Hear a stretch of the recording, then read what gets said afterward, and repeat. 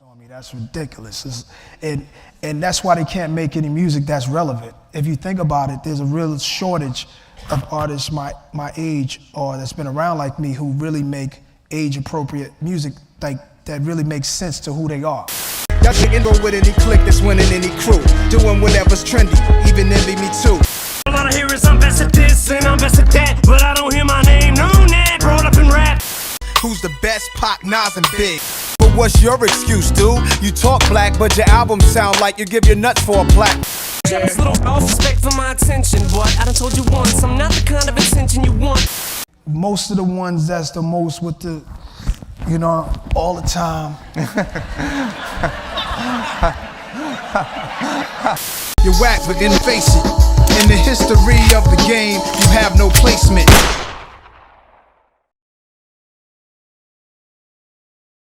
For just $2, you can watch this video uncut and ad-free. Check out my Patreon in the description below. Eminem and Nas are amongst two of the greatest MCs the world of hip-hop has ever seen. Both cemented their names to be remembered forever. But did you know that these two had a brief beef in the early 2000s? Let's start off in 1994. Hailing from Queens, New York, a young Nas had just dropped his all-time classic debut studio album, Illmatic, on April 19th, 1994. From there, Nas would go on to have an incredible career, dropping his second album, It Was Written, on July 2nd, 1996. Nas had seemingly done it again, releasing his second consecutive classic in a row. During this time in 1996, an up-and-coming rapper from Detroit named Eminem was gearing up to drop his debut album, Infinite. The album would be released on November 12th, 1996 to an awful reception, only selling a couple of hundred copies out of the 1,000 copies that was printed.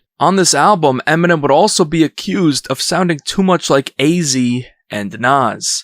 With the funky rhythm I be kicking, musician, inflicting composition of pain. I'm like Scarface sniffing hold My pen and paper cause a chain reaction to get your brain relaxing. A zaniac, the maniac in action. After this, Eminem would of course debut his alter ego that he created called Slim Shady, and would be discovered at the Rap Olympics by an Interscope intern who then showed the Slim Shady EP to Jimmy Iovine and Dr. Dre, then signed him to Aftermath Entertainment, and on February 23rd, 1999, Eminem dropped his major label debut album, the Slim Shady LP, which had a great reception, selling over 200,000 copies in the first week. Eminem would then explode into a megastar, and his follow-up album, The Marshall Mathers LP, was released on May 26, 2000, and would sell over 1.7 million copies in the first week alone, cementing Eminem as one of the biggest stars in the history of hip-hop. The next year, in 2001, is when tensions between Eminem and Nas would begin. During this time, Nas would be in a slump after the release of his album Nostradamus in late 1999. The album received very negative feedback and was seen as the first dud in Nas's discography up to that point. After 2 years of dropping no albums, the beef between Jay-Z and Nas would ignite. In the summer of 2001, Jay-Z would be working on his 6th studio album called The Blueprint. The album would be released on September 11, 2001. The album would feature the diss track Takeover, which was aimed at Mobb Deep and Nas. On this album was a track called Renegade, featuring none other than Eminem. After doing a record with Jay-Z on the album in which Jay was dissing Nas, the public would assume that Eminem had chosen sides with Jay-Z. On December 4th, 2001, Nas dropped his 5th album, Stillmatic, on which he would clap back at Jay-Z with the track Ether. On this track, Nas would say that Eminem seemingly outperformed Jay-Z on their track Renegade, looking to perhaps create friction between M and J. Eminem murdered you on your own issue.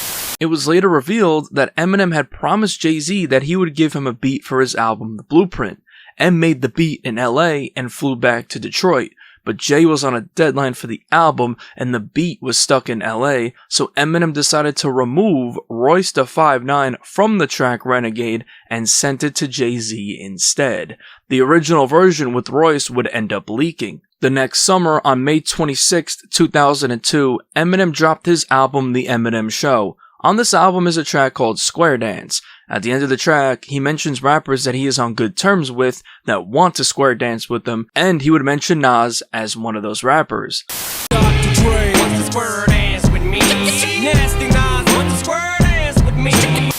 Eminem mentioned Nas again on this album on the track Till I Collapse. This time, Eminem made a list of his top rappers of all time, and on this list he put Jay-Z over Nas. It goes Reggie, Jay-Z, Tupac, and Biggie, Andre from Outkast, Jada, Corrupt, Nas, and Thimmy. While on a promotional run for the Eminem Show that summer on June 3rd, 2002, Eminem appeared on BET's 106 in Park. A fan would ask Eminem how he felt about Nas's remarks on Ether about Eminem outperforming Jay-Z on Renegade. This is what he had to say. I just wanted to ask you, how did you feel about the remark that Nas made about the song that you made with Jay-Z and Ether? You made with Renegade, right? About the remark that he made about you. That Nas made? Yes, in Ether. Oh, my name's Bennett and I'm not in it. Okay, well, can I I respect both artists, so. Later that year, on October 1st, 2002, Exhibit dropped his album Man vs. Machine. On this album is a track called My Name featuring Eminem and Nate Dogg. The track was produced by Eminem. This was a diss track towards Jermaine Dupri, Moby, and Cannabis. At the end of the fourth verse, Eminem sampled Ether and paid tribute to the track. No gangster, you ain't neither, but I know that I spit ether. I spit across your belly, show you I'm not R. Kelly. Later that month, on October 29th, 2002, the soundtrack for Eminem's movie 8 Mile was released. On this album, Eminem wanted to get Nas and Jay-Z on the same album. Jay-Z and his Rockefeller artist Freeway had track 7 called 8 Miles and Runnin', and Nas had the track You Wanna Be Me, which was track 10.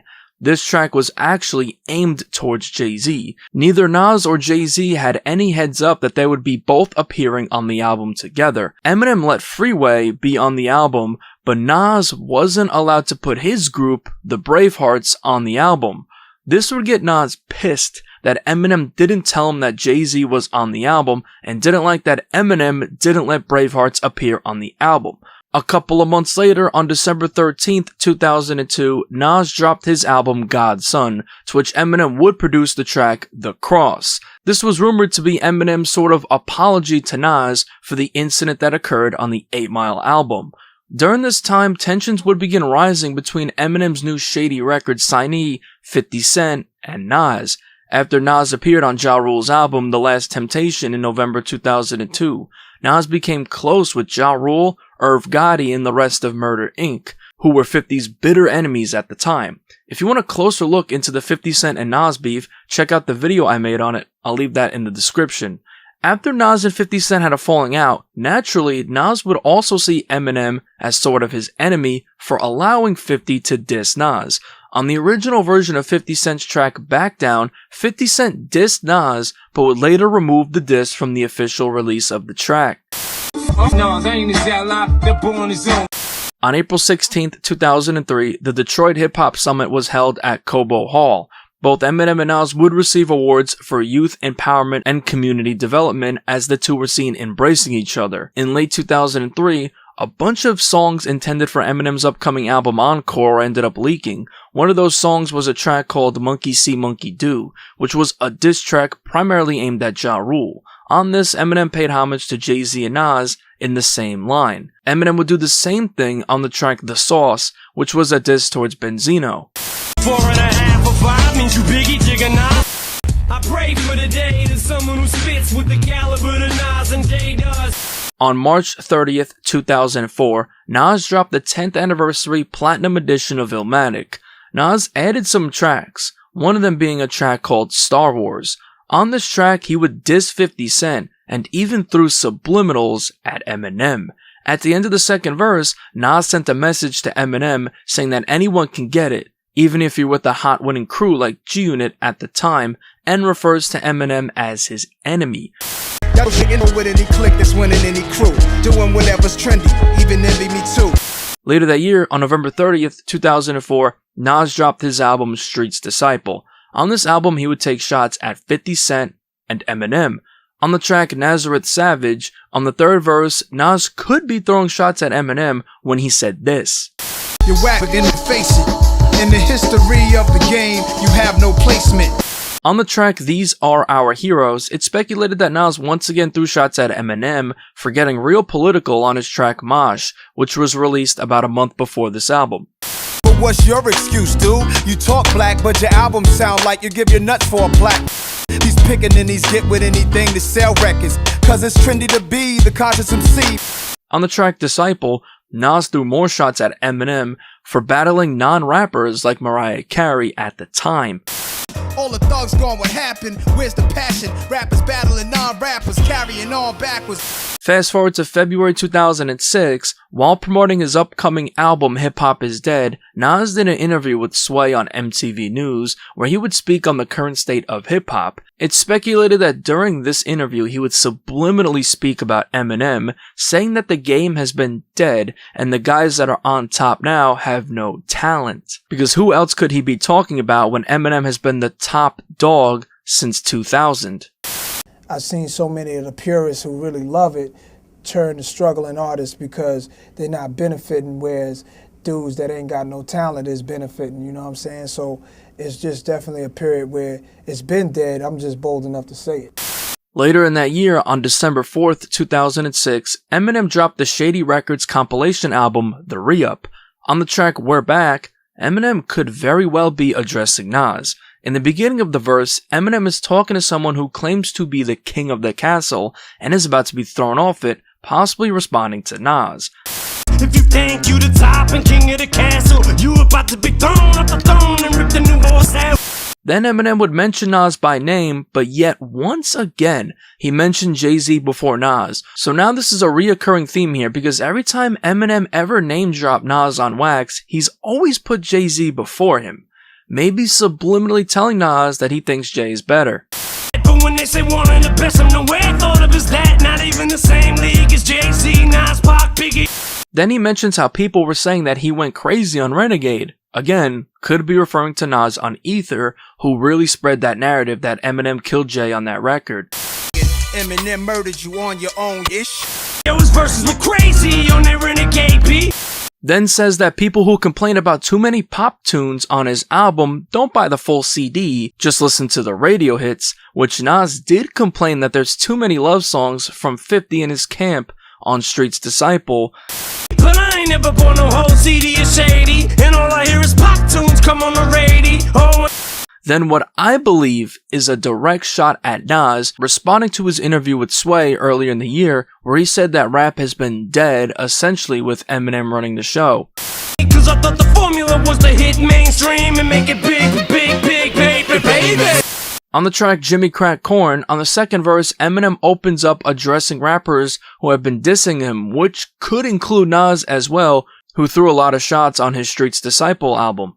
This little all back for my attention, but I done told you once, I'm not the kind of attention you want. If I tell you twice, then I won't be so nice. Just a couple of weeks later, on December 19th, 2006, Nas dropped his album Hip Hop Is Dead. On this album, Nas could have been sending more shots at Eminem.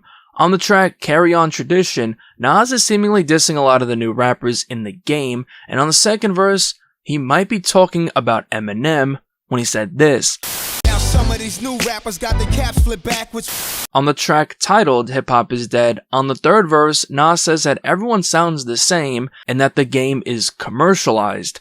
Again, could be a shot at Eminem because M is the most commercially successful rapper of all time. And following M's success, a lot of rappers try to go commercial and become big like Eminem.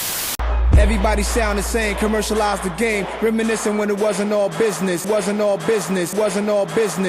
Now let's get down to business. I don't got no time to play around, what is this? After this, things would die out as Eminem would go through his own struggles with his drug addiction throughout 2007. On June 9th, 2008, Nas dropped his mixtape, The N-Word Tape. On this is a track called Be a N-Word 2, where he says that he's not mad that Eminem said the N-word in the past. Not mad cause Eminem said cause he might in the wigger crack a friend. We all black within, okay? Fast forward to July 17th, 2012, Nas dropped his album Life Is Good. On this album is a track called Daughters, to which Eminem was actually supposed to be featured on the remix, but turned down the track. Nas would speak on this that same day when he would do an interview with Vibe magazine saying, quote, "One of the only other rappers I thought about was AZ, and I wanted Eminem for a remix for Daughters, but he had already expressed that he's spoken so much about his daughter throughout his career and that he had done that subject too much. And me and Jay-Z talked about doing some things, but our schedules were so crazy." The next year, on January 11th, 2013, Nas did an interview with the 92nd Street Y New York.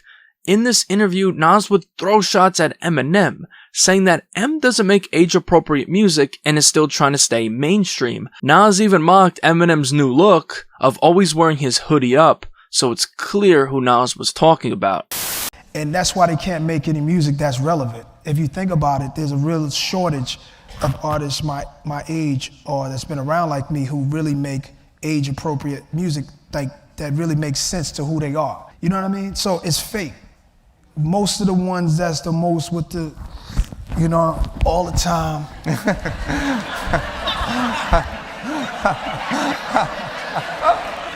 After this, things went quiet, but fast forward all the way to December 20th, 2020. Eminem did a virtual interview from his home with Apple Music, and during this interview, he would praise Nas, speaking on the influence that Nas had on him. There's too many moments that he had for me to even be able to count them. One of the reasons that I picked Halftime, though, is because there's some rhyme schemes on there that most rappers to this day probably can't do. And that's one of the things that has made Nas so great over his career. Like when he, cause when I blast the herb, that's my word. I'll be slaying them fast, doing this, that, and the third, but chill past the entree and let's lay a back up at John Jay and hit a matinee. He was rhyming entire sentences. And I'm like, what the is this? You know what I'm saying? Like, yo, Illmatic, I can't even, I mean, you know, everybody knows that is a classic essential album. Yeah. I don't know where you place that in hip hop, but it's got to be at the top. The next year, on August 6th, 2021, Nas dropped his album King's Disease 2. On this album is a track called EPMD 2, featuring Eminem, marking their first official collaboration together. Fast forward to July 18th, 2023, Eminem did an interview with the New York Times as a part of hip-hop's 50th anniversary coverage, where Eminem would speak on Nas, saying, quote, "Nas 2, I remember the Source gave Illmatic 5 mics. I already knew I liked Nas from Live at the Barbecue with Main Source, because his verse on that is one of the most classic verses in hip-hop of all time. But I was like, 5 mics though? Let me see what this is. And when I put it on, he was going in and outside of the rhyme scheme, internal rhymes. That album had me in a slump too. I know the album front to back. There was 3 or 4 years maybe where I kind of dipped out of listening to rap. I was so on the grind in the underground. I didn't have money to buy any tapes. Every dollar, every dime that I had went into either studio time or to buy Haley diapers. After that, nothing else happened, but I want to know, who do you think would have won the battle, Nas or Eminem?